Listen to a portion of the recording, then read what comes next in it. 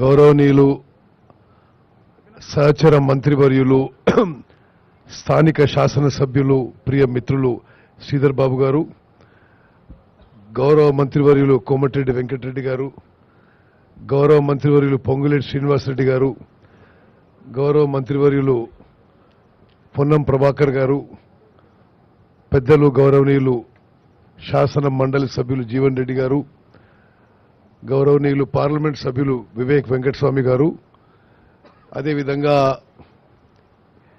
Engineer in chief Muralidhar Rao గారు, ఇతర ఇంజనీర్లకి, అదేవిధంగా ఎల్ఎన్టీ నవయుగ ఆఫ్కాన్ సంస్థల సీనియర్ ప్రతినిధులకి, మరి ఇక్కడ చేసిన ప్రజాప్రతినిధులకి, జిల్లా కలెక్టర్ గారికి, ఎస్పీ గారికి, ఎంతో కష్టపడి ఇంత దూరం హైదరాబాద్ నుంచి కరీంనగర్ వచ్చేసిన నా మీడియా మిత్రులందరికీ కూడా నమస్కారం.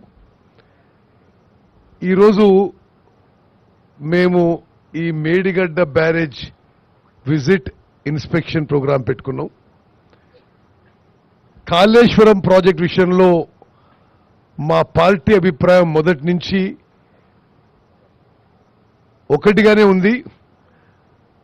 ప్రాణహిత చేవెళ్ల ప్రాజెక్టు ఆనాడు కాంగ్రెస్ ముఖ్యమంత్రి రాజశేఖర రెడ్డి గారు శంకుస్థాపన చేసినప్పటిది. మీకు ఒకసారి ఆ అంకెలు కూడా చెప్తాను. 38,000 కోట్లతో 16,40,000 ఎకరాల కొత్త ఆయకట్టు ఇవ్వడానికి ప్రాణహిత చేవెళ్ల ఒప్పుకోవడం జరిగింది. కట్టాలని ఆ ప్రభుత్వం నిర్ణయం తీసుకోవడం జరిగింది. మరి కాలువలు తోవడం జరిగింది. ఆ బ్యారేజ్ విషయంలో, ఆ హైట్ విషయంలో మహారాష్ట్రలో జరగబోయే కొద్దిపాటి ముంపుకి ఆ ప్రభుత్వంతో, అక్కడున్న ప్రజలతో చర్చలు జరుగుతున్న సందర్భంగా ప్రభుత్వం మారింది. ప్రభుత్వం మారి బీఆర్ఎస్ ప్రభుత్వం వచ్చిన కొత్తలో అదే ప్రాజెక్టు నిర్మాణం చేయాలనే ఉద్దేశంతో ముందుకు పోయినారు. వాళ్ళు కూడా ఈ ఏ హైట్ కట్టాలి, ఎంత సబ్మర్జెన్స్ అవుతుంది, మరి 1000 ఎకరాల, 2000 ఎకరాల, 3000 ఎకరాల, దానికి కంపెన్సేషన్ ఎట్లు ఇవ్వాలి, అక్కడ కొంత వాళ్ళు వ్యతిరేకించినా దానికి ఏ విధంగా సంజాయించాలనేది ముందు చర్చలు జరిగినాయి. అనుకోకుండా అకస్మాత్తుగా ఆ ప్లాన్ మొత్తం మార్చేసి మరి ఆ లొకేషన్ ప్రాజెక్ట్ కూడా మార్చేసి మేడిగడ్డ దగ్గర మరి ప్రాజెక్టు యొక్క లొకేషన్ మార్చేయడం జరిగింది. మార్చేసి ఆనాడు ఒక బ్యారేజ్ తుమ్మడిహట్టు దగ్గర అనుకుంటే మరి ఇక్కడ మేడిగడ్డ, సుందారం, సుందిల్లా, అన్నారం 3 బ్యారేజ్లు, లిఫ్ట్లు, మరి పెద్ద ఎత్తున ప్రాజెక్ట్ కాస్ట్ పెరగడం, మరి గత 10 ఏళ్ల పాటు జరిగిన విషయం మీకు అందరికీ తెలుసు. నేను ఒక విషయం గుర్తు చేస్తున్నా. ఆనాడు 38,000 కోట్లకి 16 లక్షల ఎకరాలకి మరి ఆయకట్టు కోసం ఆ ప్రాజెక్టు నిర్మాణం తలపెడితే, ఆ తర్వాత ఈ కాళేశ్వరం ప్రాజెక్ట్ కింద 80,000 కోట్లది, 80,000 కోట్లు సిడబ్ల్యూసి అప్రూవ్డ్ కాస్టు. దీని కింద అప్పుడు 16 లక్షల ఎకరాల కొత్త ఆయకట్టు ఉంటే ఇక్కడ 18 లక్షల ఎకరాల ఆయకట్టుకి దీనికి అదనంగా కొంత స్టెబిలైజేషన్ ఆఫ్ ఎస్ఆర్ఎస్పి కింద, నిజాం సాగర్ కింద స్టెబిలైజేషన్ ఆయకట్టు కింద ఈ ప్రాజెక్టు నిర్మాణం మొదలుపెట్టారు. మరి ప్రాజెక్టు మొదలుపెట్టినప్పటి నుండి కూడా మాకైతే ఈ ప్రాజెక్టు నిర్మాణంపై, ఈ ప్రాజెక్టు వయబిలిటీపై, ఈ ప్రాజెక్టు యొక్క నిర్మిస్తున్న తీరుపై ఆనాటి మేము ప్రతిపక్షంలో ఉండి, నేను పార్లమెంట్లో, అసెంబ్లీలో మన మిత్రులందరూ కూడా చాలా సందేహాలు కూడా వ్యక్తం చేయడం జరిగింది.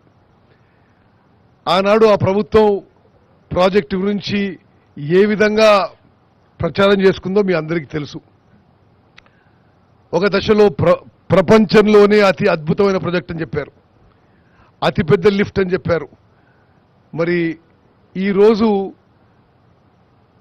అమూల్యమైన ప్రజా డబ్బుతో కట్టిన ఈ ప్రాజెక్టు కొంత డ్యామేజ్ కావడం ఇది చాలా బాధాకరమైన విషయం.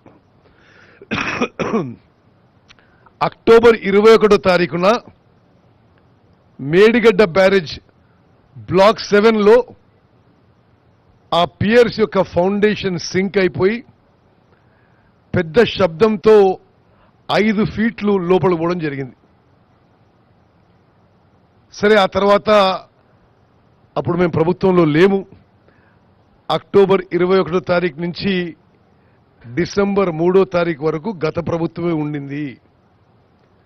ఆశ్చర్యకరం ఏంటంటే ఆనాటి ముఖ్యమంత్రి, ఇరిగేషన్ మంత్రి అక్టోబర్ 21 నుంచి డిసెంబర్ 3వ తారీఖు వరకు అసలు ఈ విషయం మీద నోరు మెదపలేదు. అంటే ఎంత 10 + 30 40 45 డేస్ పాటు ఇంత మేజర్ ఇన్సిడెంట్, 10 ఏళ్ల పాటు ప్రపంచంలోనే అద్భుతమైన కాళేశ్వరం ప్రాజెక్ట్ కడుతున్నా అని చెప్పిన పెద్ద మనిషి ఇంత మేజర్ డ్యామేజ్ జరిగితే దాన్ని విజిట్ చేయడం కానీ, రివ్యూ చేయడం కానీ, దాని మీద ఒక స్పష్టమైన స్టేట్మెంట్ ఇవ్వకపోవడం ఇది దురదృష్టకరం. మేము 7వ తారీఖు అంటే ఒక 10 రోజుల క్రితం మేము బాధ్యతలు తీసుకొని ఇది చాలా సీరియస్ ఇష్యూ అనే విషయం పరిగణించుకొని